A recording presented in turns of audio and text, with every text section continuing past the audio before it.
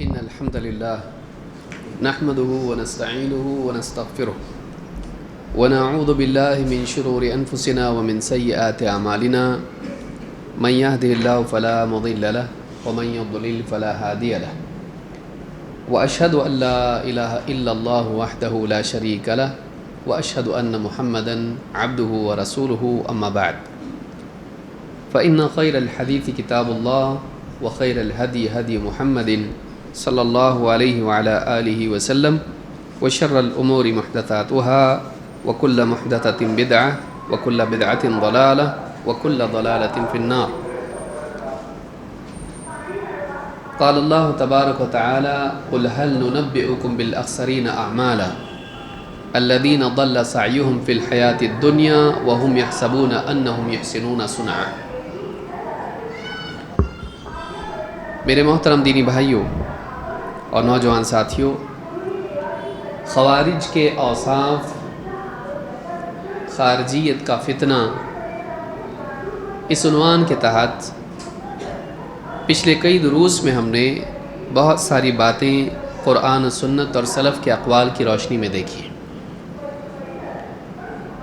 چونکہ فتنہ قیامت تک کے لیے آنے والے لوگوں کے لیے ایک فتنہ ہے، اور جیسا کہ ہم نے حدیث میں دیکھا تھا کہ مختلف ادوار میں گروہ در گروہ یہ لوگ نکلتے رہیں گے، چاہے نام بدل کے ہو، چاہے صورت الگ ہو، علاقے بدل جائیں، لیکن یہ سوچ، یہ فکر قیامت تک باقی رہے گی، اور اس فکر کے حاملین رنگ بدل بدل کر امت مسلمہ کو نقصان پہنچانے کے لیے ظاہر ہوتے رہیں گے.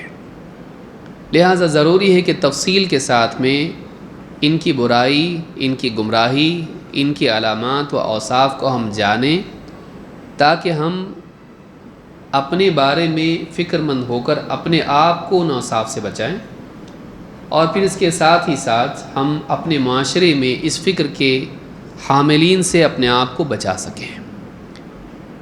علامات جاننے کا فائدہ یہ ہوتا ہے کہ ایک انسان اپنا جائزہ لے کر اپنی اصلاح کرتا ہے اگر کوئی چیز اس کے اندر پائی جاتی ہے، اور اگر معاشرے میں ایسے لوگ موجود ہیں تو آدمی ان کی علامات سے ان کو پہچان کے اپنے آپ کو بچاتا ہے. تو پچھلے درس میں ہم نے دیکھا تھا جو اوصاف ہم خوارج کے دیکھ رہے ہیں، ان میں سے تیسری بات پر ہم آ کے رک گئے تھے، قرآن کے صحیح فہم سے دوری. خوارج کی ایک عجیب بات یہ ہوگی کہ دوسرے لوگوں کے مقابلے میں قرآن کو تھامنے کا دعویٰ ان کے پاس زیادہ ہوگا. قرآن سے جڑے رہنا، قرآن کو پڑھنا، اس کی تلاوت کرنا، قرآن پر عمل کا دعویٰ کرنا، ان کی زندگی میں قرآن قرآن قرآن بہت ہوگا. لیکن جتنا قرآن کو تھامنے کا دعویٰ ان کے پاس ہوگا، اسی سے زیادہ دوری ان کے پاس عمل میں ہوگی. وہ قرآن کے حامل نہیں ہوں گے، اور قرآن کے مطابق ان کے اقدامات نہیں ہوں گے، لیکن دعویٰ ہوگا. اور اس کی بنیادی وجہ یہ ہوگی کہ وہ اپنے گمان میں قرآن کے حامل ہوں گے، لیکن حقیقت میں وہ قرآن کے صحیح فہم سے محروم ہوں گے. قرآن کے خلاف ان کا عمل کیوں ہوگا؟ دعویٰ کرنے کے باوجود قرآن کو صحیح طور پر سمجھیں گے نہیں، اور صحیح طور پر نہ سمجھنے کی بڑی وجہ یہ ہوگی کہ قرآن کو سمجھنے میں ان کا مدار صرف عربی زبان پر ہوگا، سلف کے فہم پر نہیں. اور یہ ایک بہت بڑی فتنے کی چیز ہے کہ ایک انسان یہ سمجھنے لگے کہ قرآن کو سمجھنے کے لیے کیا ہے، عربی زبان کافی ہے، عربی کا ماہر بن جاؤ، قرآن پڑھو، سمجھ میں آ جاتا ہے. بلا شبہ قرآن کے سمجھنے کے لیے عربی زبان ضروری ہے، لیکن کافی نہیں ہے. عربی زبان کے ساتھ ساتھ یہ بھی ضروری ہے کہ ایک انسان کو وہ فہم نصیب ہو جو واقعی اللہ اور اس کے رسول کی مراد ہے، اور جس کو سلف نے سمجھا، اور صحابہ، تابعین، تبع تابعین، یہ سلسلہ چلتا رہا۔ تو قرآن کا صرف عربی زبان پڑھ کر سمجھنا کافی نہیں ہے، اور یہ صحیح طریقہ نہیں ہے، بلکہ اس کے لیے ضروری ہے کہ انسان سلف کے فہم کو دیکھے اور اس کے مطابق قرآن کو سمجھے۔ ابن عباس رضی اللہ تعالیٰ عنہ کی روایت مختلف طرق سے آئی ہے، اس کا ایک طریق آج بھی ہم دیکھیں گے۔ ابن عباس رضی اللہ تعالیٰ عنہ کہتے ہیں لما خرجت الحروریۃ اعتزلوا فی دار وکانوا 6000۔ جب حروریہ خوارج کا ظہور ہوا اور خروج کے لیے وہ نکل پڑے تو ایک علاقے میں وہ جمع ہوئے، اور اس وقت ان کی تعداد 6000 لوگ تھی، 6000 کی گنتی میں تھے۔ فقلت لعلی یا امیر المؤمنین ابرد بالصلاة لعلی اکلم هؤلاء القوم۔ میں نے حضرت علی سے کہا کہ اے امیر المؤمنین، ذرا ظہر کی نماز کو تاخیر کر کے پڑھیے، ٹھنڈے وقت میں پڑھیے، لعلی اکلم هؤلاء القوم، شاید کہ میں جا کر ان لوگوں سے کچھ بات کر کے آؤں، کچھ فائدہ ہو۔ قال انی اخاف علیک، حضرت علی نے کہا کہ مجھے ڈر ہے کہ وہ تم کو نقصان پہنچائیں گے، تم ان کے پاس جاؤ گے، جنگ کے لیے تیار ہیں، تم میری طرف سے ان کے پاس جاؤ گے تو دشمنی میں کچھ نقصان نہ پہنچا دیں۔ انی اخافہم علیک، قلت کلا، کہتے میں نے کہا نہیں، ہرگز بھی نہیں، وہ نقصان نہیں پہنچا پائیں گے۔ فلبست وترجلت، میں نے اچھا لباس پہنا، کنگھی کی ٹھیک ٹھاک اپنے آپ کو بنایا۔ ودخلت علیہم فی دار نصف النہار وہم یأکلون، دوپہر کا وقت تھا اور کڑی دھوپ کا وقت تھا، نصف النہار، سورج سر پہ ہے۔ ایسے وقت میں ان کے علاقے میں جہاں انہوں نے پڑاؤ ڈالا تھا، جہاں رکے تھے، وہاں گیا۔ وہم یأکلون، اور وہ کھانا کھا رہے تھے۔ فقالوا مرحبا بک یا ابن عباس فما جاء بک، جب میں گیا ان کے پاس تو کہنے لگے اے ابن عباس، مرحبا ہو تمہارے لیے، ویلکم۔ فما جاء بک، کیسے آنا ہوا، کیا چیز لائی آپ کو یہاں پہ؟ قلت لهم اتیتکم من عند اصحاب النبی صلی اللہ علیہ وسلم المہاجرین والانصار، کہتے میں نے ان سے کہا میں تمہارے پاس صحابہ کی طرف سے آیا ہوں، اللہ کے نبی صلی اللہ علیہ وسلم کے صحابہ کا نمائندہ بن کے آیا ہوں، وہ صحابہ جو مہاجر اور انصار ہیں،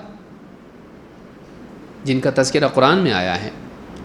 تو مہاجرین و انصار کی طرف سے میں تمہارے پاس آیا ہوں۔ وَمِنْ عِنْدِ ابْنِ عَمِّ النَّبِيِّ صلی اللہ علیہ وسلم وَصِهْرِهِ، اور میں نبی صلی اللہ علیہ وسلم کے چچا زاد بھائی اور آپ کے داماد کی طرف سے آیا ہوں۔ کون؟ علی بن ابی طالب۔ اور کیا کہا؟ کہتے ہیں وَعَلَيْهِمْ نُزِّلَ الْقُرْآنِ، یہ وہ لوگ ہیں صحابہ جن پر اللہ تعالیٰ نے قرآن نازل کیا۔ فَهُمْ أَعْلَمُ بِتَأْوِيلِهِ مِنْكُمْ، اور وہ قرآن کی تفسیر تم سے زیادہ جانتے ہیں، قرآن کے معانی کو تم سے زیادہ جانتے ہیں کہ واقعی ان آیات کا مقصود کیا ہے، ان میں کیا بات بیان ہوئی ہے۔ فَهُمْ أَعْلَمُ بِتَأْوِيلِهِ مِنْكُمْ وَلَيْسَ فِيكُمْ مِنْهُمْ أَحَدٌ، لیکن تمہارے درمیان ان میں سے کوئی بھی نہیں، جن کے پاس سے میں آیا ہوں ان کے سامنے قرآن نازل ہوا نبی صلی اللہ علیہ وسلم پر، اور اس کا مفہوم انہوں نے بہتر طور پر سمجھا، تم میں سے ان میں، تمہارے پاس ان میں سے کوئی بھی نہیں، تمہارے درمیان صحابہ میں سے کوئی بھی نہیں ہے۔ اور یہ عجیب بات تھی کہ صحابہ میں سے ایک بھی نہیں تھا جو خارجیوں کے ساتھ ہو۔ میں کیوں آیا ہوں؟ لِأُبَلِّغَكُمْ مَا يَقُولُونَ وَأُبَلِّغَهُمْ مَا تَقُولُونَ، میں اس لیے آیا ہوں، پوچھا نا کہ کیوں آئے، تو میں اس لیے آیا ہوں کہ ان کی بات تم تک پہنچاؤں اور تمہاری بات ان تک پہنچاؤں، ان کا پیغام تم تک پہنچاؤں اور تمہارا رسپانس میں ان تک پہنچاؤں۔ تم کیا بول رہے ہو؟ تو اس حدیث کو امام النسائی نے اپنی کتاب الکبریٰ میں السنن الکبریٰ میں روایت کیا ہے، حدیث نمبر 8522، اور یہ حدیث صحیح ہے۔ اس میں ایک بہت اہم نقطہ ہے جو ابن عباس رضی اللہ تعالیٰ عنہ نے خوارج کے سامنے پیش کیا، بلکہ اس کے دو حصے ہیں۔ ایک، میں صحابہ کی طرف سے آیا ہوں، تمہارے درمیان کوئی بھی صحابی نہیں، ایسا کیسے؟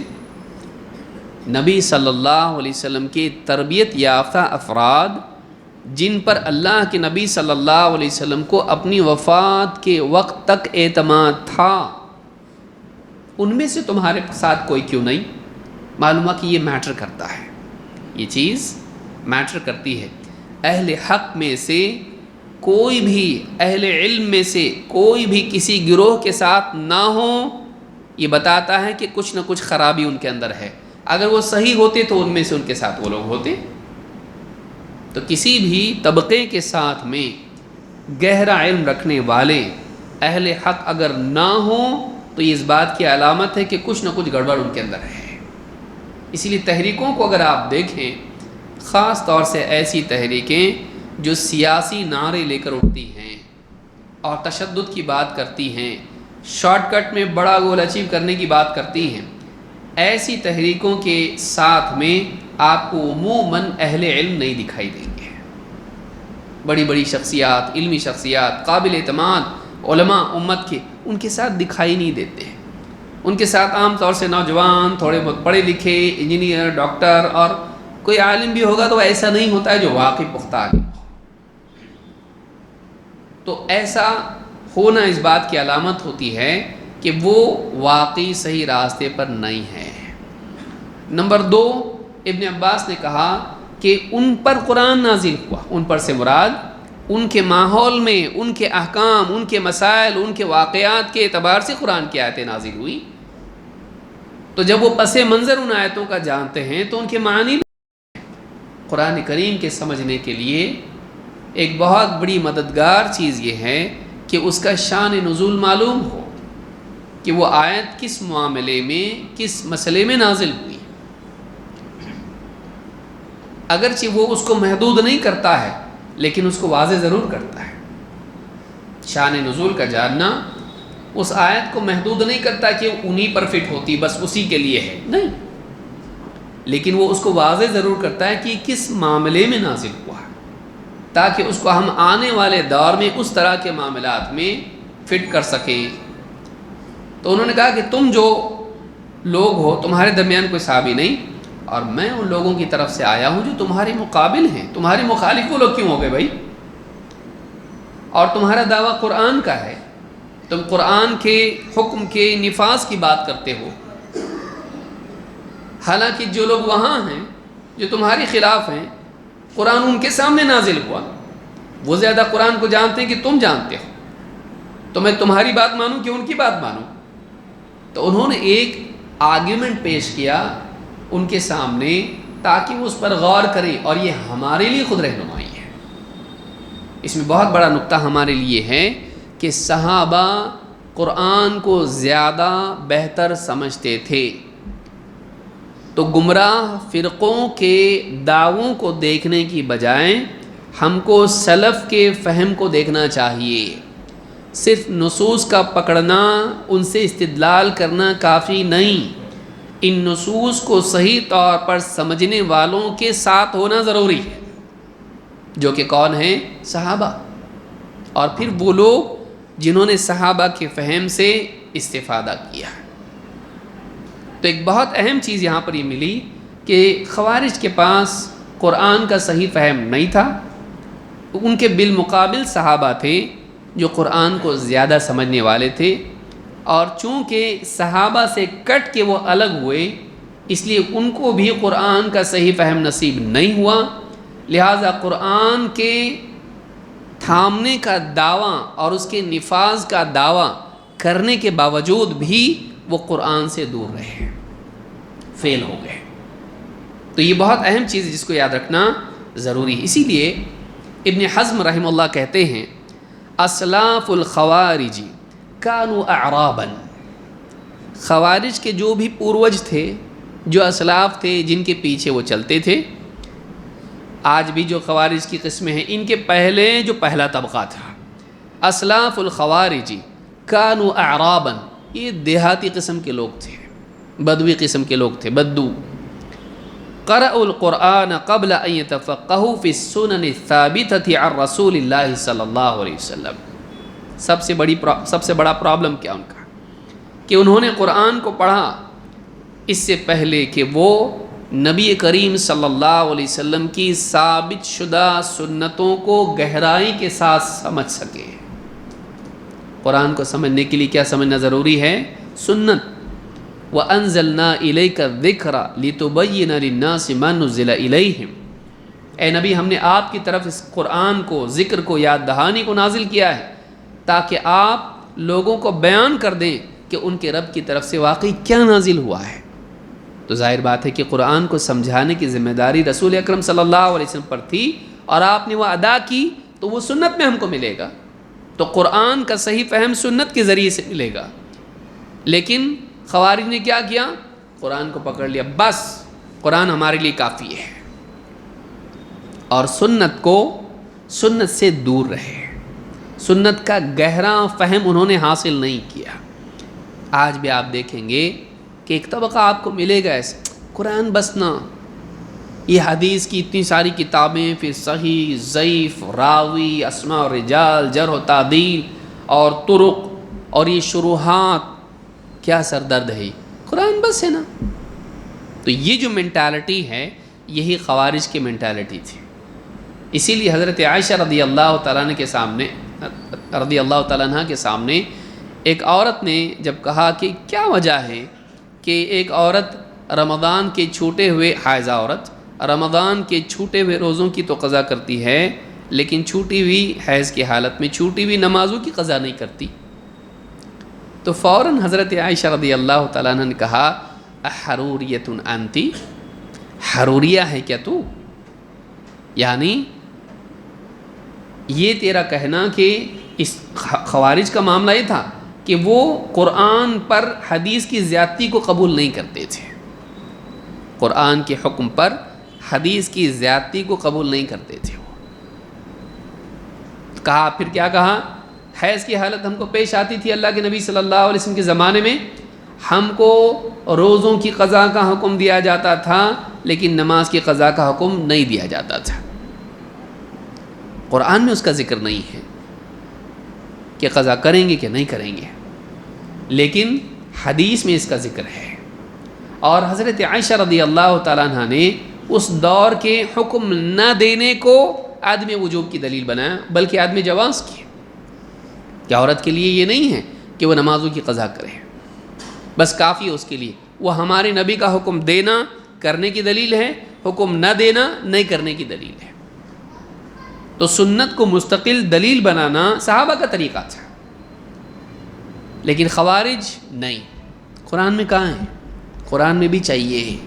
قرآن کی بات پر زیادتی ہم قبول نہیں کریں گے، یہ خوارج کا اصول تھا. تو قرآن کا فہم قرآن ہی کے ذریعے سے حاصل کرنا یہ طریقہ صحابہ کا نہیں تھا، بلکہ صحابہ قرآن کو سمجھتے تھے سنت کے ذریعے، قولی تفہیم اور عملی تطبیق. تو کہتے ہیں کہ وہ دیہاتی قسم کے لوگ تھے، قرآن کو انہوں نے پڑھا لیکن سنت کا گہرا فہم ان کو نصیب نہیں ہوا. وَلَمْ يَكُنْ فِيهِمْ أَحَدٌ مِّنَ الْفُقَهَاءِ، ان میں سے کوئی بھی فقہا میں سے نہیں تھا. لا من اصحاب ابن مسعود، عبداللہ ابن مسعود جیسے فقیہ صحابی ان کے ساتھیوں میں سے ان کے پاس کوئی نہیں تھا. ولا اصحاب عمرو، اور نہ اصحاب عمرو بن عاص ان کے ساتھیوں میں سے کوئی ان کے پاس نہیں تھا. ولا اصحاب علی ولا اصحاب عائشہ، حضرت علی، حضرت عائشہ ان کے طلبہ یا تلامذہ میں سے ان کے پاس کوئی نہیں تھا. ولا اصحاب ابی موسیٰ ولا اصحاب معاذ بن جبل ولا اصحاب ابی الدرداء، ابو موسیٰ اشعری، معاذ بن جبل اور ابو الدرداء رضی اللہ تعالیٰ عنہم، ان کے اصحاب میں سے، ان کے تلامذہ میں سے، ان کے اسٹوڈنٹس میں سے، ان کے ساتھ اٹھنے بیٹھنے والوں میں سے ان کے ساتھ کوئی نہیں تھا. ولا اصحاب سلمان ولا اصحاب زید وابن عباس وابن عمر، سلمان فارسی اور زید ابن ثابت اور عبداللہ ابن عباس، عبداللہ ابن عمر، ان کے ساتھیوں میں سے بھی ان کے ساتھ کوئی نہیں تھا۔ وَلِهَذَا تَجِدُهُمْ يُكَفِّرُ بَعْضُهُمْ بَعْضًا، یہی وجہ ہے کہ تم دیکھو گے کہ وہ خود ایک دوسرے کی تکفیر کرنے والے بن گئے ہیں۔ وہ ایک دوسرے کی خود ذرا ذرا سی بات پر کافر کافر ان کے مزاج میں آ گیا۔ عند اقل نازلۃ تنزل بہم من دقائق الفتیا وصغارها، چھوٹی چھوٹی باتیں، کوئی بھی نیا مسئلہ آ گیا اس میں اختلاف ہو گیا، چاہے وہ بہت گہرا معاملہ ہو یا موٹا موٹا چھوٹا معاملہ ہو، فتویٰ دینے میں ایک دوسرے کو کافر قرار دینے میں ان کی جرت بہت بڑھ گئی ہے۔ ذرا ذرا سی بات پر کافر بنا دینا لوگوں کو ان کے اندر پایا جاتا ہے۔ فظہر ضعف القوم وقوت جہلہم، اس سے بس ایک ہی چیز ظاہر ہوتی ہے، وہ یہ کہ یہ قوم کمزور دماغ کی ہے اور جاہل ہے۔ ان کے علم کی کمزوری اور ان کے جہل ہی کا اظہار اس سے ہوتا ہے کہ چھوٹے بڑے مسئلے جب بھی ان کے سامنے آتے ہیں فوراً ایک دوسرے کی تکفیر کرنے لگ جاتے ہیں جو ان کی بات سے اختلاف کرتا ہے۔ تو یہ بات الفصل فی الملل والاہواء والنحل میں ابن حزم نے بات کہی ہے، یعنی ایک بات انہوں نے جہاں کہی، نمبر ایک، خوارج کے پاس قرآن کی تلاوت تو تھی لیکن سنت کا فہم نہیں تھا۔ دوسری بات یہ کہ صحابہ سے جو تربیت یافتہ افراد تھے وہ ان کے پاس نہیں تھے، جو گہرا علم رکھنے والے صحابہ کی تربیت پائے ہوئے، ان سے فہم لیے ہوئے لوگ ان کے پاس نہیں تھے۔ اور تیسری بات انہوں نے کہی کہ ذرا ذرا سی بات پر اسی وجہ سے، کیونکہ ایسے لوگ جب علم کم ہوتا ہے تو جرت زیادہ ہوتی ہے۔ اس کو یاد رکھیے جو میں بولنا چاہ رہا ہوں، بولنے کی جرت زیادہ دو حالتوں میں ہوتی ہے، یا تو اتنا زیادہ علم ہو کہ آدمی کے سامنے مسئلہ آ گیا بول دیا، یا پھر اتنا کم علم ہو کہ ڈر ہی نہ رہے کہ میں جو بول رہا ہوں کتنا گمبھیر مسئلہ ہے۔ یا تو آدمی کے پاس اتنا زیادہ علم ہو، جیسے نبی صلی اللہ علیہ وسلم کھڑے ہو گئے، پوچھو آج جو پوچھنا ہو میں بتاؤں گا۔ اتنی ڈیرنگ تبھی ہوتی ہے جب آدمی کے پاس بہت زیادہ علم ہوتا ہے، یا پھر اتنا کم علم ہوتا ہے کہ آدمی کو معلوم ہی نہیں ہوتا ہے کہ اس گپھا میں نہیں جانا ہے، اس میں شیر ہے، اس میں چیر پھاڑ کر سکتا ہے، یہ مسئلہ بہت نازک ہے، اس میں زبان کھولنے میں غلطی کا اندیشہ بہت زیادہ ہے، بہت بڑا امکان ہے۔ تو آپ دیکھیں گے کہ بہت سارے مسائل میں ایسے لوگ جو کم علم ہوتے ہیں، بڑے بڑے علماء بولتے ہیں کہ اس بارے میں تھوڑا دیکھنا پڑے گا، اور کیا دیکھنا پڑے گا، ایک دم موٹا مسئلہ ہے بھائی۔ کیوں؟ اس لیے کہ اس کو علم کم ہے۔ اور جو انسان علماء کی اختلافات کو نہیں جانتا ہے، ایسا انسان تکفیر اور تفسیق اور تبدیع کرنے کی جرت زیادہ کرتا ہے۔ آپ دیکھیں گے کہ چھوٹے چھوٹے مسائل میں ذرا ذرا سے اختلاف کے اوپر گمراہی کے فتوے لوگ لگا دیتے ہیں، جبکہ بڑے بڑے علماء اس میں کہتے ہیں اس میں علماء کے درمیان اختلاف ہے، بعض علماء کا یہ کہنا ہے، بعض علماء کا یہ کہنا ہے، لہٰذا ٹھیک ہے یہ اجتہادی مسئلہ ہے۔ عوام کے لیے اجتہادی مسئلہ نہیں ہوتا کوئی، حق اور باطل کھٹ، ادھر حق ادھر باطل، یا تو ہدایت یا تو گمراہ۔ علماء کے نزدیک کیسا ہوتا ہے؟ اس میں صحابہ کے زمانے سے اختلاف چلا آ رہا ہے، اس لیے اس میں زیادہ شدت نہیں برتنا چاہیے۔ لیکن عام عوام میں جس کے پاس علم کم ہوتا ہے، ایسا کیسا دین کا مسئلہ ہے، جنت جہنم کا مسئلہ ہے۔ تو جب علم کم ہوتا ہے تو انسان میں فیصلہ کرنے کی جرت بڑھ جاتی ہے۔ کیوں؟ اس لیے اس کو معلوم ہی نہیں ہوتا کہ سیریس کتنا ہے مسئلہ۔ علم کے معاملات میں بولنا بہت گمبھیر چیز ہوتی ہے۔ تو ان کے ہاں یہی مسئلہ تھا، خوارج کے پاس چونکہ گہرا علم نہیں تھا، لہٰذا بولنے کی، فتویٰ دینے کی جرت اتنی تھی کہ ذرا سا اختلاف کسی نے کیا فوراً اس کو کافر بنا دیا، ایک گناہ کسی نے کیا کافر، کیونکہ ان کے نزدیک زیادہ گہرائی نہیں تھی۔ انسان کے پاس جب گہرا علم ہوتا ہے تو وہ ایک حال میں اور دوسرے حال میں فرق کرنا جانتا ہے، لیکن جب گہرا علم نہیں ہوتا ہے تو اس کے پاس ایک جیسے مسائل میں جو الگ ہوتے ہیں، دکھنے میں ایک لیکن ہوتے الگ، وہ سمجھ نہیں رہتی اس کے پاس۔ مثال کے طور پر آپ دیکھیے اللہ کے نبی صلی اللہ علیہ وسلم کے پاس ایک آدمی آیا، بار بار آپ نے حدیث سنی ہوگی، پوچھا روزے کی حالت میں بیوی کو بوسہ دے سکتے؟ کہا نہیں۔ پھر کچھ دیر بعد دوسرا آدمی آیا، کہا حالت میں اللہ کے رسول بیوی سے لپٹ سکتے، بوسہ دے سکتے؟ کہا ہاں۔ صحابہ ایک دوسرے کو دیکھ رہے ہیں، یہ کیا مسئلہ؟ ایک جواب انیک، ہاں ایک سوال لیکن جواب دو. لیکن ان کے لیے کیا تھا؟ ایک ہی بات ہے نا، لیکن دو جواب کیسا ہو رہے؟ تو ایک دوسرے کو تعجب سے دیکھنے لگے. وہ تلامذہ تھے، وہ طالب علم تھے. اللہ کے نبی صلی اللہ علیہ وسلم نے فرمایا میں دیکھ رہا ہوں جو آپس میں تم ایک دوسرے کو تعجب سے دیکھ رہے ہو. بات یہ ہے کہ الشیخ یملک نفسہ، بوڑھا آدمی اپنے پہ زیادہ کنٹرول رکھ سکتا ہے. اب سمجھ میں آیا، سوال ایک ہے لیکن پوچھنے والے الگ ہیں. یہ جوان ہے، یہ تھوڑا سا عمر اس کی ہو چکی، بوڑھا آدمی ہے. وہی پیار سے بیوی کو اگر بوسہ دے دے تو کیا مسئلہ ہے؟ کچھ اچھا کام کر لی بیوی اور محبت سے اس کو بوسہ دے دے، وہ کنٹرول رکھ سکتا. لیکن یہ بات آگے بڑھ سکتی ہے اور جماع تک، انٹرکورس تک بات جا سکتی. روزہ ٹوٹ جائے گا؟ نہیں، رک جاؤ. لیکن یہاں کنٹرول زیادہ ہے اور زندگی گزری ہے، شہوات تھوڑی ابھی دھیمی ہو گئی ہیں، تو یہ قابو رکھ سکتا ہے. اس کا بریک پاورفل ہے، اس کا نہیں ہے. سمجھ میں آیا؟ تو اب آپ نے دو لوگوں کو الگ جواب دیا. یہ جو تفریق ہے یہ فقیہ کرتا ہے، لیکن عوام ایک سوال ایک جواب، خلاص دو جواب کہاں سے آئے اس کے؟ لیکن فقیہ جانتا ہے یہ الگ یہ الگ. یہ صلاحیت ہونا، دیکھیے زندگی میں بہت بڑی نعمت تفریق کی صلاحیت ہے، تمیز کی صلاحیت ہے. اگر تفریق نہ کر پائیں خلط ملط ہو جاتا معاملہ. قرآن کا نام کیا ہے؟ الفرقان، تفریق کرنے والا. حق اور باطل میں، حلال و حرام میں، صحیح غلط میں، ہدایت میں اور گمراہی میں، یہ تفریق کرنے کی صلاحیت ہونا یہ زندگی کی لازمی چیز ہے اگر آدمی کامیاب ہونا چاہتا ہے. نہیں تو آدمی کنفیوز ہو جاتا ہے. سنت کیا ہے؟ بدعت کیا ہے؟ عام کیا ہے؟ خاص کیا ہے؟ مطلق کیا ہے؟ مقید کیا ہے؟ صحیح کیا ہے؟ ضعیف کیا ہے؟ یہ تمیز اگر آدمی نہیں کر پائے آدمی غلطی کرتا ہے. تمیز کی صلاحیت یہ بہت اہم چیز ہے، اور یہ صحابہ کر سکتے تھے کیونکہ نبی صلی اللہ علیہ وسلم کی صحبت میں رہتے. خوارج میں تمیز نہیں تھی، اور آج بھی آپ دیکھیں گے کہ یہ تمیز کی صلاحیت نہیں ہے. وَمَن لَّمْ يَحْكُم بِمَا أَنزَلَ اللَّهُ فَأُولَٰئِكَ هُمُ الْكَافِرُونَ.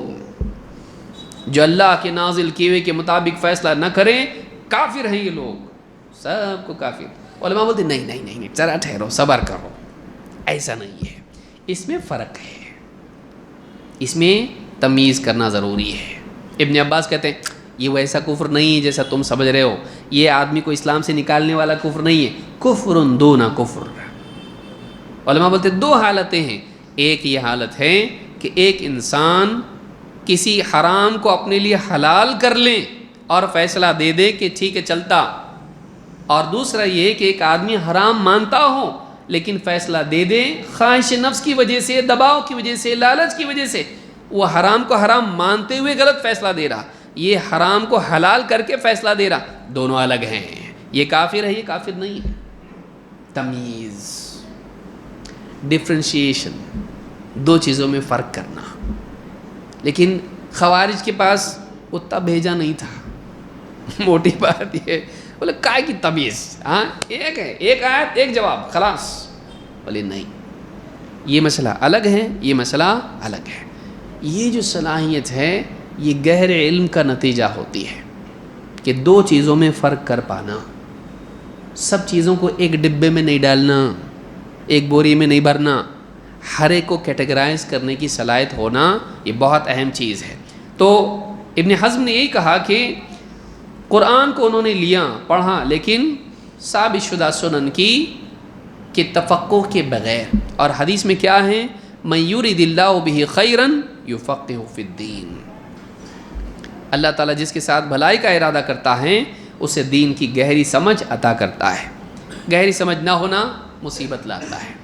تو یہ ہم نے تیسری چیز دیکھی جو خوارج کے اوصاف میں سے ہے. وہ کیا؟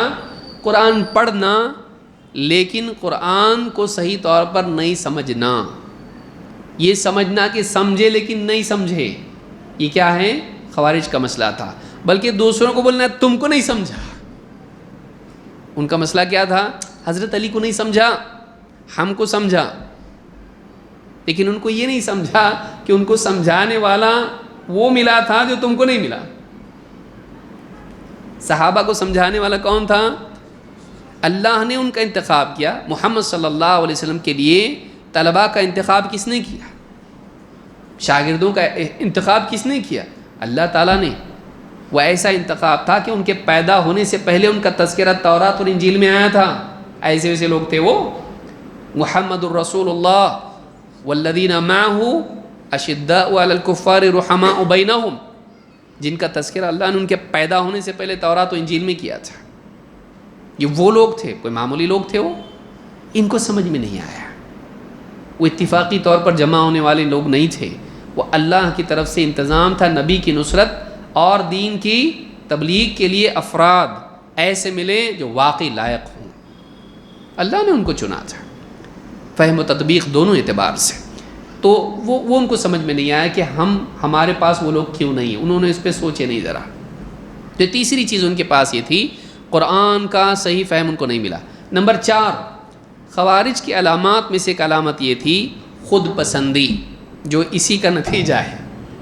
ہم کو سمجھا، تم کو نہیں سمجھتا، ہم ہیں. تو یہ جو مسئلہ تھا خود پسندی، اپنے فہم پر اعتماد، اتنا اعتماد کہ صحابہ کی بات سننے کو بھی تیار نہیں، کچھ سمجھنے کے لیے تیار نہیں. تو یہ جو چیز تھی، ہم بہت اعلیٰ ہیں، یہ مینٹالٹی ان کی خوارج کی تھی صحابہ کے مقابلے میں. آئیے دیکھتے ہیں اس بارے میں کیا دلیلیں ہیں. اللہ کے نبی صلی اللہ علیہ وسلم فرماتے ہیں، ان فیکم قوما یعبدون ویدعبون، تمہارے درمیان کچھ ایسے لوگ نکلیں گے جو عبادت کریں گے اور یعبدون ویدعبون، بہت مجاہدہ کریں گے. یدعبون کا مطلب ہوتا ہے اجتہاد، مجاہدہ کرنا.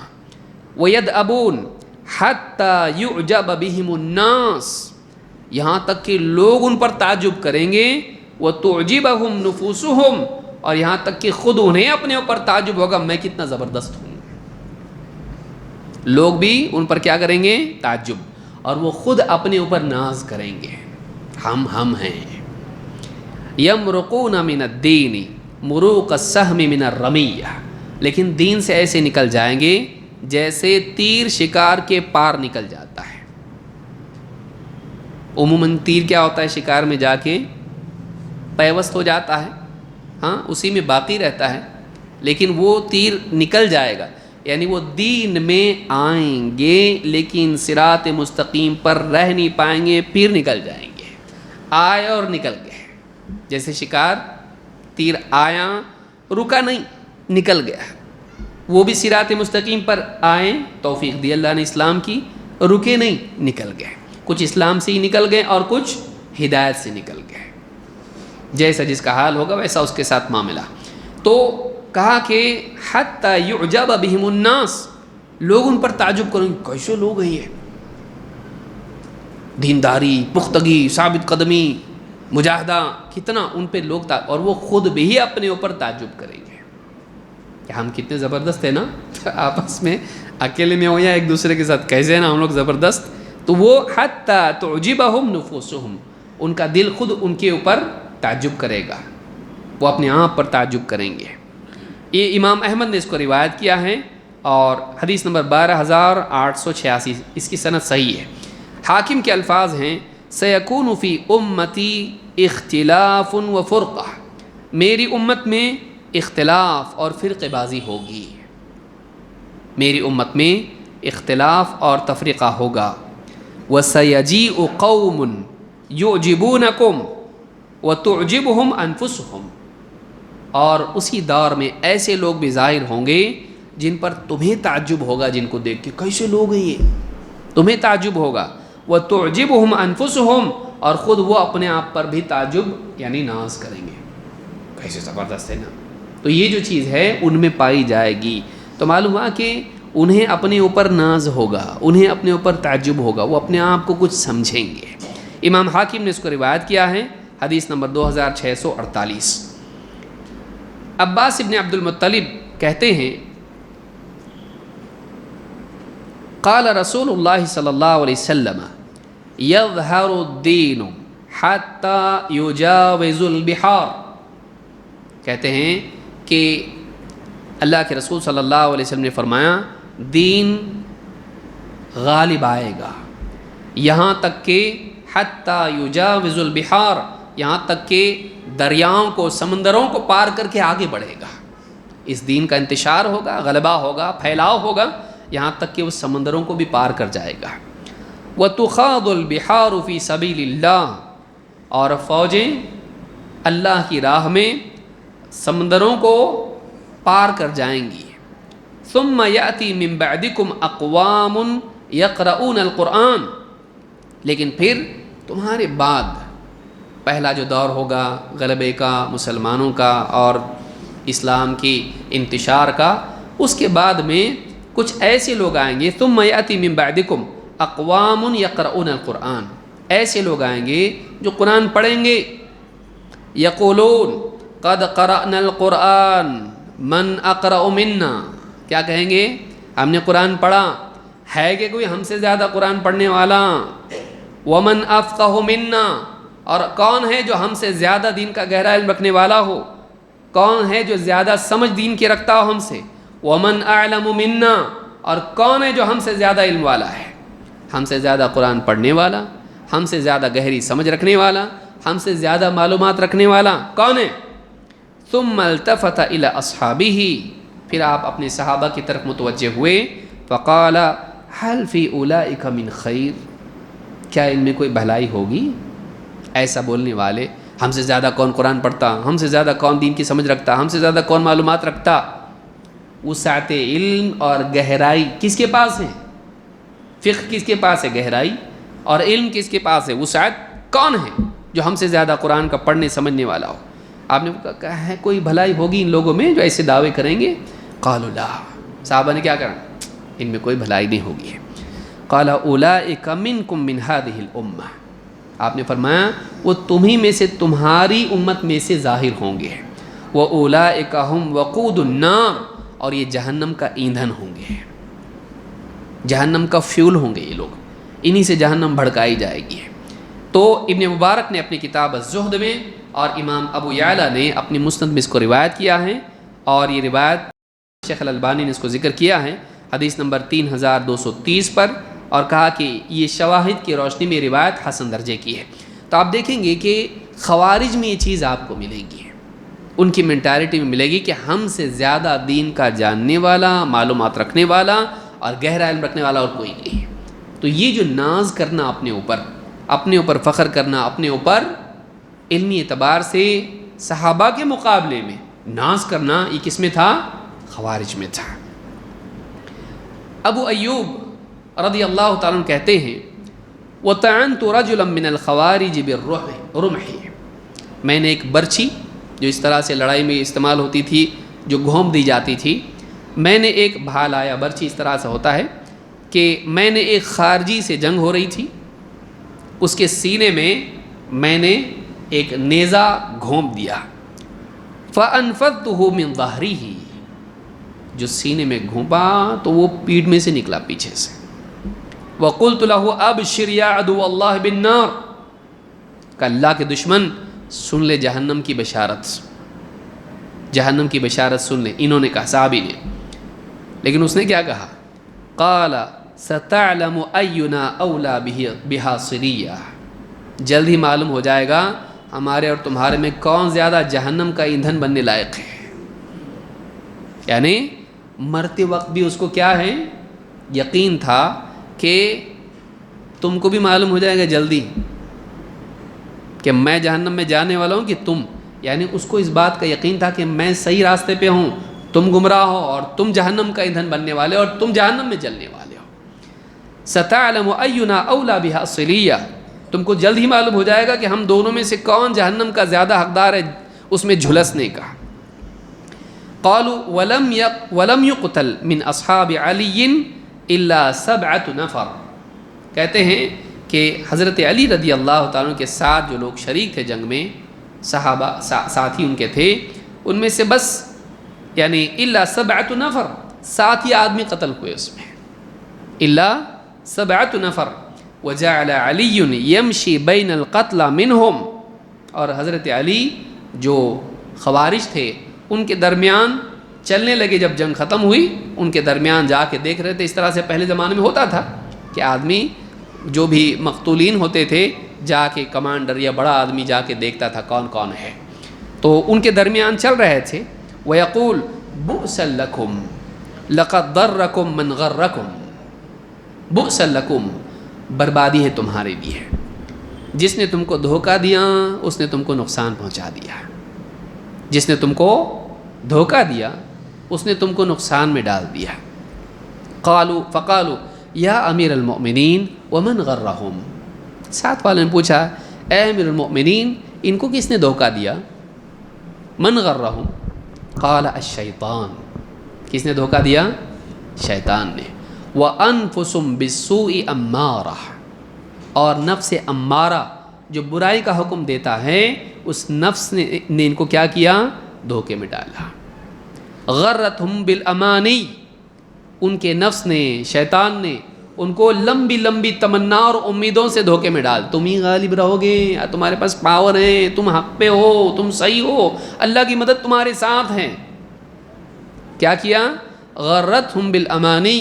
ان کے نفس نے ان کو امیدوں میں تمناؤں میں ڈال کے دھوکہ دے دیا. وزینت لہم المعاصی.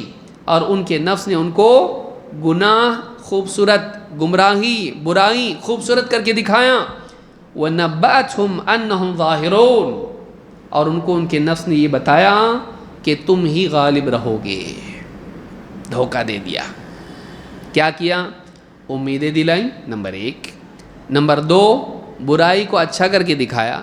نمبر 3 ان کو یہ بتایا کہ تم غالب رہو گے، یہ کانفیڈنس دلایا. گمراہ لوگوں میں عام طور سے یہ چیز پائی جاتی ہے، اور خوارج میں چیز تھی کہ ان کو اور کانفیڈنس تھا. اپنے آپ کو حق مانتے تھے، اپنے اوپر ناز کرتے تھے، اپنے کو ہی صحیح سمجھتے تھے اور امیدیں لگاتے تھے کہ ہم ہی غالب ہوں گے. البدایہ والنہایہ میں ابن کثیر رحمہ اللہ نے اس کو ذکر کیا ہے. اس سے معلوم ہوتا ہے کہ ان کے اندر آپ دیکھیے صحابی قتل کر رہے ہیں لیکن کیا بول رہا ہو؟ معلوم ہوگا تم کو، معلوم ہوگا. آپ دیکھیے کون جہنم میں جاتا، مرتے مرتے بھی اس کو عقل نہیں آ رہی. اور حضرت علی نے بعد میں کیا کہا؟ ان کو شیطان نے اور ان کے نفس نے دھوکہ دیا. لمبی لمبی تمنائیں، امیدیں اور کانفیڈنس دلا کے، اعتماد دلا کے غلط کو صحیح کر کے دکھا دیا ان کو اور نقصان پہنچایا. تو یہ اعتماد، خود اعتمادی ان کے اندر تھی. ہم صحیح ہیں، ہم ہیں، ہمارے جیسا کوئی نہیں، ہم بیسٹ ہیں، ہم سپر ہیں، ہم سب سے اوپر ہیں. یہ جو مینٹالٹی ان کی تھی خوارج کی تھی. اور آج بھی آپ دیکھیں گے کہ بہت سارے اس طرح کے جو لوگ ہوتے ہیں علماء کو بھی کچھ نہیں سمجھتے. کہا ہے کہ علماء، آپ ان کی زبان سے جب علماء کا تذکرہ سنو گے ایسا لگے گا جیسے کوئی ایک دم گرا پڑا آدمی ہے جس کے بارے میں بات کر رہے ہیں. کوئی ایک دم گھٹیا انسان ہے، اس لائق نہیں جس کا تذکرہ کیا جائے. آپ ان کی زبان سے سنو گے. لیکن ان کے مقابلے میں سیاسی لیڈر جو گمراہ قسم کے ہیں ان کا تذکرہ تعظیم کے ساتھ سنیں گے. خمینی، ارے بہت بڑا زبردست. فلاں، ارے بہت بڑا. اسامہ بن لادن، ارے اللہ والا مجاہد ایک دم. اولقی، ارے ایسے لوگ کہ کوئی آدھا پتہ نہیں، جو گنتی میں بھی نہیں ہے. قرداوی، ہاں، یہ ساری چیزیں اس طرح کی جو گمراہ لوگ ہیں یہ ان کو تعظیم ہوگی لیکن اہل حق کو گرا پڑا کے بات کریں گے. بن باز، ارے وہ تو گورنمنٹ کے بکے ہوئے تھے. ابن عثیمین، کیا معلوم تھا ان کو. البانی تو پہلے ہی چلے گئے، ہاں، کچھ بھی نہیں معلوم تھا ان کو. تو حدیث میں ہی حدثنا اور اخبرنا میں رہے. کیا ان کو معلوم امت میں کیا ہو رہا کیا نہیں ہو رہا. آدمی بڑے بڑے لوگوں کی بے عزتی کرتا ہے اور گمراہ قسم کے سیاسی لیڈر ان کی تعظیم کرے گا چاہے ان کا عقیدہ کتنا ہی غلط کیوں نہ ہو. یاد رکھیں اس کو. تو یہ بات ان کی علامات میں سے ہے. ابن رجب رحمہ اللہ فرماتے ہیں فَلِهَذَا كَانَ مِنْ عَلَامَاتِ. اب دیکھیں اس کے مقابلے میں، خوارج کے مقابلے میں علماء کیسے ہوتے ہیں. خوارج ہمارے جیسا کون قرآن پڑھنے والا، اپنی بڑائی. صحابی تم جہنم میں جاؤ گے. حضرت علی کافر، نعوذ باللہ. علماء کیسے ہوتے ہیں؟ ابن رجب کہتے ہیں اپنی کتاب بیان فضل علم السلف علی علم الخلف، ابن رجب رحمہ اللہ کی کتاب ہے، سلف کے علم کی فضیلت بعد والوں کے علم پر کیا ہے، کون سا علم افضل ہے؟ سلف والا علم، اس کی فضیلت بعد والوں کے علم پر کتنی ہے، اس پہ کتاب لکھی انہوں نے، بیان فضل علم السلف علی علم الخلف۔ کہتے ہیں فَلِهَذَا كَانَ مِنْ عَلَامَاتِ أَهْلِ الْعِلْمِ النَّافِعِ أَنَّهُمْ لَا يَرَوْنَ لِأَنفُسِهِمْ حَالًا وَلَا مَقَامًا۔ کہتے ہیں کہ اہل علم کی علامات میں سے ہمیشہ سے یہ علامت رہی ہے جو ایسے اہل علم جو علم نافع رکھتے ہیں، نفع بخش علم کے حاملین علماء کی علامات میں سے ایک بات ہمیشہ سے رہی ہے، ان کی سیرت، ان کا اخلاق، ان کا طرز، ان کا دأب ہمیشہ سے رہا ہے، انہم لا یرون لانفسہم حالا ولا مقاما، وہ اپنے لیے کسی حال اور مقام کا دعویٰ نہیں کرتے ہیں، میرے دل پر یہ کیفیات ہوتی ہیں اور میں ایسا ہوں، بہت اعلیٰ قسم کا ہوں، یا میں فلاں مقام پر ہوں۔ یہ تصوف میں عام طور سے اس طرح کے الفاظ استعمال ہوتے ہیں، حال اور مقام، تو وہ اپنے لیے کوئی اونچا مقام اور کوئی اعلیٰ ترین کیفیات اس کے دعوے نہیں کرتے ہیں۔ وَيَكْرَهُونَ بِقُلُوبِهِمْ التَّزْكِيَةَ وَالْمَدْحَ وَلَا يَتَكَبَّرُونَ عَلَىٰ أَحَدٍ، اور اپنے لیے اپنے دل سے اس بات کو ناپسند کرتے ہیں کہ کوئی ان کا تزکیہ کرے یا ان کی تعریف کرے، یعنی کوئی ان کو عیوب سے پاک، آپ تو کبھی غلطی کرتے ہی نہیں، اتنے سارے جواب دیا آپ نے، زندگی میں ایک بھی غلط جواب نہیں آپ کا، ایک بھی مسٹیک نہیں ہے آپ کی، تو ان کا تزکیہ کوئی کرے، آپ تو بہت پاک ہو، نیک ہو، یا ان کی تعریف کرے کہ آپ ایسا کام کرتے ہو، آپ نے اتنی کتابیں لکھی، آپ اتنے مجاہدے کرنے والے، آپ ایسے اللہ والے، اتنے پرہیزگار، وہ پسند نہیں کرتے ہیں۔ اور اس میں لفظ یاد رکھنے کا ہے، وَيَكْرَهُونَ بِقُلُوبِهِمْ، بہت بڑی بات ہے یہ، کہا کہ اپنے دل سے اس کو ناپسند کرتے ہیں، ورنہ منہ سے ناپسند کرنا بھی ایک طریقہ ہے، ارے میں تو ناچیز ہوں، ہاں ناچیز ہوں، میں کیا ہوں، میں کچھ بھی نہیں ہوں۔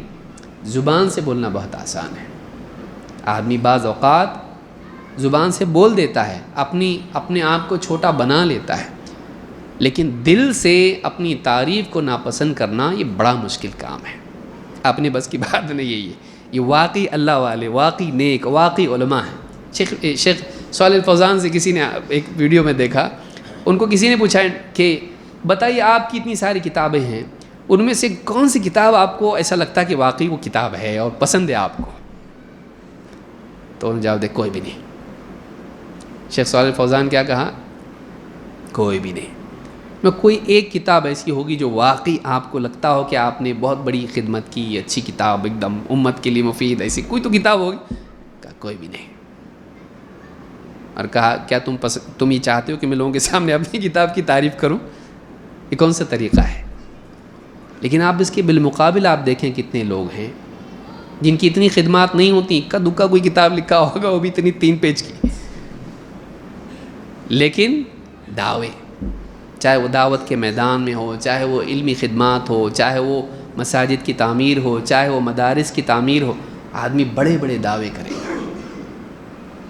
دین کی خدمت کرنے والا علمی اعتبار سے یا عبادات کے اعتبار، کسی بھی اعتبار سے، آپ دوسروں کو دیکھیے، سلف کا ہمیشہ یہ طریقہ رہا کہ وہ اپنے دل سے اپنے تزکیے کو اور مدح کو پسند نہیں کرتے تھے۔ امام احمد بن حنبل کے پاس ایک آدمی آیا، بیٹھا، بولا اللہ کا شکر ہے جس نے میری ملاقات آپ سے کرا دی ہے۔ کہا بیٹھ ادھر، ایش انا، یہ کیا ہے؟ ماذا، ڈانٹ دیا اس کو۔ آتے ہی کیا بولا وہ آدمی؟ تمام تعریف اللہ کے لیے ہے، اللہ کا شکر ہے جس نے آپ کا دیدار کرا دیا مجھ کو۔ کہا بیٹھ یہاں پہ، کیا ہے یہ؟ کون ہوں میں؟ آپ دیکھیے ڈانٹا اس کو۔ یہ جو مزاج ہے یہ آپ کو واقعی علم کے اعلیٰ ترین مرتبے کو پہنچنے کے بعد ملے گا، یہ ہم جوسوں کے بس کی بات نہیں ہے، کہ اتنا اونچا بڑا مقام ہے کہ جن کو امام و اہل سنہ والجماعہ کہا جاتا ہے، لیکن وہ بھی اپنے آپ کو کچھ نہیں سمجھتے تھے۔ یہ جو ذہنیت ہے یہ انسان کو اونچا بناتی ہے۔ یہ ذہنیت انسان کو اونچا بناتی ہے۔ کہا کہ وَيَكْرَهُونَ بِقُلُوبِهِمْ التَّوَلْمَدْحَ وَلَا يَتَكَبَّرُونَ عَلَىٰ أَحَدٍ، اور وہ کسی اور پر اپنی بڑائی جتاتے نہیں۔ وَأَهْلُ الْعِلْمِ النَّافِعِ كُلَّمَا ازْدَادُوا فِي هَذَا الْعِلْمِ ازْدَادُوا تَوَاضُعًا لِلَّهِ وَخَشْيَةً وَانْكِسَارًا وَذُلًّا۔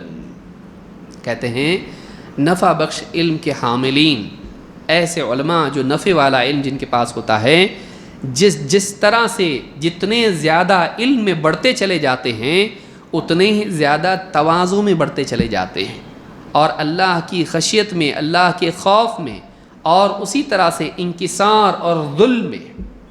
انکسار اپنے آپ کو چھوٹا بنا کے رہنا، گھمنڈ میں نہیں، اکڑ میں نہیں، اور ذل ان کے اندر پستی اور چھوٹا پن پیدا ہوتا ہے، ارے میں واقعی کچھ نہیں ہوں۔ کیوں؟ اس لیے کہ انسان کے پاس واقعی جو علم والا ہوتا ہے، جتنا زیادہ اس کے پاس علم آتا ہے اتنا زیادہ اپنے عیوب اس پر منکشف ہوتے ہیں، اتنا زیادہ احساس ہوتا ہے کہ کتنا ہے جو میں نے نہیں کیا۔ چھوٹا آدمی دیکھتا میں نے کتنا کیا، بڑا آدمی دیکھتا میں نے کتنا نہیں کیا، میں نے کتنا نہیں کیا۔ تو جتنا حق اس پر واضح ہوتا ہے اتنی مسئولیت کا احساس بڑھتا چلا جاتا ہے، اور اتنا اپنی تقصیر کا احساس بڑھتا چلا جاتا ہے۔ اسی لیے آپ دیکھیں گے کہ انبیاء اللہ سے بہت استغفار کرتے ہیں۔ اللہ کے نبی صلی اللہ علیہ وسلم نے کیا فرمایا؟ میں دن میں 70 سے زیادہ مرتبہ اللہ سے استغفار کرتا ہوں۔ کیوں؟ گناہوں کی وجہ سے نہیں، احساس کی وجہ سے، کہ اللہ کی معرفت، اپنی ذمہ داریوں کی معرفت، اپنی کمیوں کی معرفت، اور کتنا بچائیں کرنے کے لیے اس کا احساس، یہ انسان کو اللہ سے اللہ معاف کر دے، میں جو کرنا چاہیے تھا نہیں کیا۔ یہ جو احساس ہے یہ اہل علم میں پایا جاتا ہے، کیونکہ علم کا اضافہ یہ احساس بڑھا دیتا ہے۔ تو کہتے ہیں وَأَهْلُ الْعِلْمِ النَّافِعِ كُلَّمَا ازْدَادُوا فِي هَذَا الْعِلْمِ ازْدَادُوا تَوَاضُعًا لِلَّهِ وَخَشْيَةً وَانْكِسَارًا وَذُلًّا۔ لیکن یہ چیز خوارج کو نصیب تھی نہیں، یہ ان کو نصیب نہیں تھی۔ تو میں سمجھتا ہوں آج کے لیے اتنا کافی ہے، انشاءاللہ مزید باتیں ہم آنے والے درس میں دیکھیں گے۔ ہم نے یہ دیکھا آج کے درس میں کہ خوارج میں ایک برائی یہ بھی تھی، ایک تو ان کے پاس سلف کا فہم نہیں تھا اور اپنے فہم پر ناز کرتے تھے، اور اپنے مقابل صحابہ ہی کو گمراہ قرار دیتے تھے، اور اسی کا نتیجہ یا بلکہ اس کا سبب کہیے یہ تھا کہ وہ اپنے آپ پر اتنا اعتماد کرتے تھے کہ ہم ہی صحیح ہیں، اور اپنے آپ کو واقعی مجاہد اور اپنے آپ کو واقعی اللہ کا دیندار، اللہ کا نیک بندہ، اور اس طرح سے سمجھتے تھے ہم سے زیادہ کون علم والا ہے، ہم سے زیادہ کون عبادت کرنے والا، ہم سے زیادہ کون دین کے لیے قربانی دینے والا۔ تو اپنے نفس کی غلامی کی وجہ سے ان کے نفس نے ان کو، ان کی شخصیات کو، ان کی ذات اور کارناموں کو مزین کر کے اور بڑا بنا کے بتا دیا، تم بہت بڑا کام کر رہے ہو۔ اسی لیے آج آپ دیکھیں گے وہ لوگ جو صرف بیٹھ کے چائے کے پیالیوں پر سیاسی باتیں کرتے ہیں، وہ علماء کی خدمات کو بالکل کنڈیم کرتے ہیں۔ کیا یہ مدرسہ چلا رہے، کیا یہ امامت کر رہے، کیا یہ درس دے رہے، کیا یہ کتابیں لکھ رہے، کیا ہونے والا ہے اس سے؟ اور تو کیا کر رہا؟ ڈسکشن کر رہا، ذہن سازی کر رہا۔ اس کو بڑا بتائیں گے۔ ہم ہیں جو امت کے درد کے اوپر بول رہے ہیں، ہم ہیں جو امت کے معاملات میں ڈسکس کر رہے ہیں، باقی لوگ کیا کر رہے ہیں؟ کچھ بھی نہیں کر رہے۔ تو وہ اپنے آپ کو اتنا اونچا بتائے گا کہ گویا کہ اللہ تعالیٰ نے اسی کے اوپر ساری امت کی ذمہ داری ڈال دی ہے، اور یہ کما حقہ اس کو ادا کر رہا ہے، اور باقی سب لوگ، بلکہ بڑے بڑے علماء اور جتنے بھی نیک لوگ ہیں، وہ سب کے سب ایسے فضولیات میں پڑے ہوئے ہیں جو پرائیورٹی نہیں امت کی۔ یہ جو مینٹالٹی ہے یہ اس مزاج کا نتیجہ ہے، اس مزاج کا نتیجہ ہے۔ آپ دیکھیے اللہ کے رسول صلی اللہ علیہ وسلم نے تعلیم و تدریس چھوڑی کبھی؟ کب دی؟ مطلب جنگ ختم کب ہوئی؟ مکہ میں آپ دیکھیے 13 سال پرسیکیوشن، مار پیٹ، پریشانیاں، ظلم و زیادتی، اور مدینہ میں مسلسل جنگیں۔ اس دوران میں وہ سارا قرآن کا علم، حدیث کا علم آپ نے صحابہ کو سکھایا، تو کبھی چھوڑا اس کو آپ نے؟ کوئی آدمی اگر یہ کہتا ہے کیا حالات چل رہے، تم لوگ کون سی چیز میں لگے ہوئے ہو، دعوت، تبلیغ، درس، تدریس، یہ کیا ہے، تو کب کرنے کا، اور کب اس سے چھٹی ملے گی؟ بھائی حالات اچھے سے برے، برے سے برے ہوتے چلے جائیں گے. تو کہ ہم دین کا سیکھنا سکھانا، درس و تدریس، لوگوں کو دین سکھانا چھوڑ دیں اس کو؟ نبی صلی اللہ علیہ وسلم نے پیشاب پاخانہ کب سکھایا؟ جنگی حالات نہیں تھے. آپ نے حیض و نفاس کب سکھایا؟ جنگی حالات نہیں تھے. اخلاق، آداب، کھانا پینا، یہ سب کب سکھایا آپ نے؟ سارا ختم ہو گیا، سب ٹھیک ٹھاک ہو گیا، اخیر تک یہ چلتا رہا. مسائل ہمیشہ رہیں گے، ان کے ساتھ ہم کو دین سیکھتے سکھاتے رہنا پڑے گا.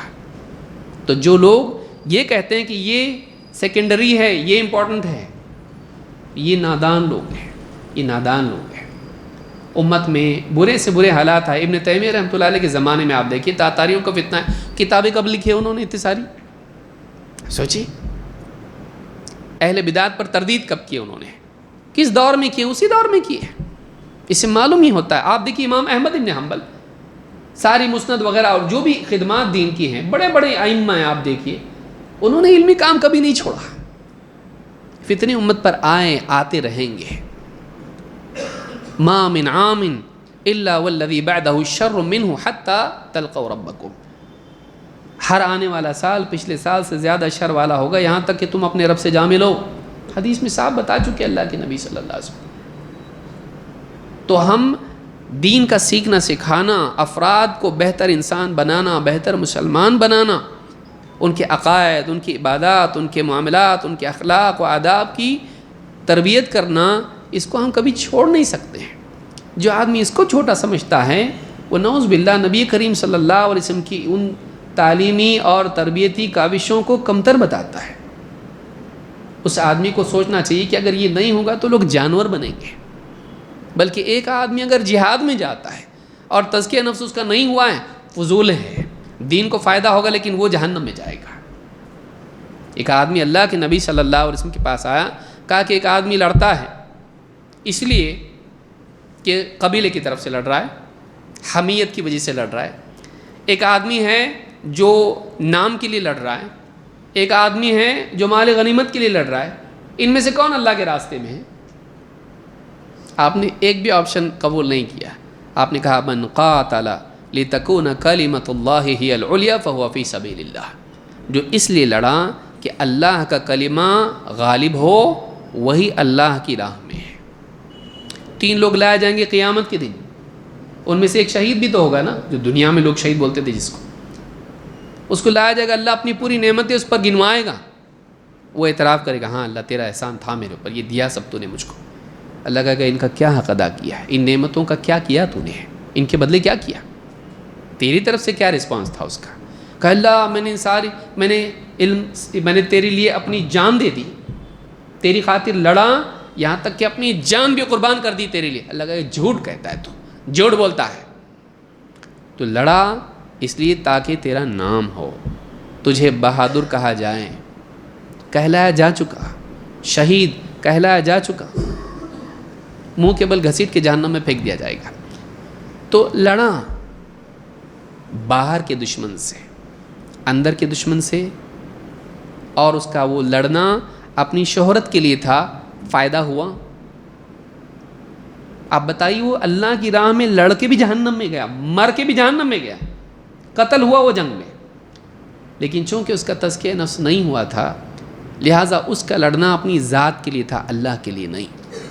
معلوم ہوا کہ اگر ایک انسان کا اندر صحیح نہیں ہو، اس کی تربیت صحیح نہیں ہو، وہ اللہ کے دین کے لیے لڑ کے بھی جہنم میں جائے گا. یہ امپورٹنٹ نہیں ہے، یہ تربیت امپورٹنٹ نہیں ہے کہ انسان میں اخلاص پیدا ہو، انسان کے اندر دین کا صحیح فہم آئے. یہ صحیح نہیں، ضروری نہیں ہے. سوچئے، یہ بہت ضروری ہے، یہ بہت ضروری ہے. اس لیے دینی مجالس کی ناقدری نہیں کرنا چاہیے. یہ ہمیشہ چلتا رہے گا. مسائل آئیں گے، ان کے حل کے لیے جو بھی اللہ توفیق دے، اہل علم کی رہنمائی میں ہم اس کے لیے اقدامات کریں گے. لیکن دین کا علم، دین کو سیکھنا، یہ سانس لینے کی طرح ہے. آدمی اس کو چھوڑ دے مر جائے گا. چاہے وہ دوڑ رہا ہو، کھا رہا ہو، ہاں کچھ بھی کر رہا ہو، اس کو یہ کرتے رہنا ہے، کرتے رہنا ہے، کرتے رہنا ہے. اس کو چھوڑنا نہیں ہے. اللہ تعالی ہم سب کو سمجھ عطا فرمائے اور دین کا صحیح علم حاصل کرنے کی توفیق عطا فرمائے. اگلے درس میں ہم دیکھیں گے کہ کس طرح سے خوارج عبادات میں غلو و تشدد کرتے تھے. اور پھر اس کی تفصیلات بھی انشاءاللہ مزید دیکھیں گے۔ اقول ھذا واستغفر اللہ لی ولکم۔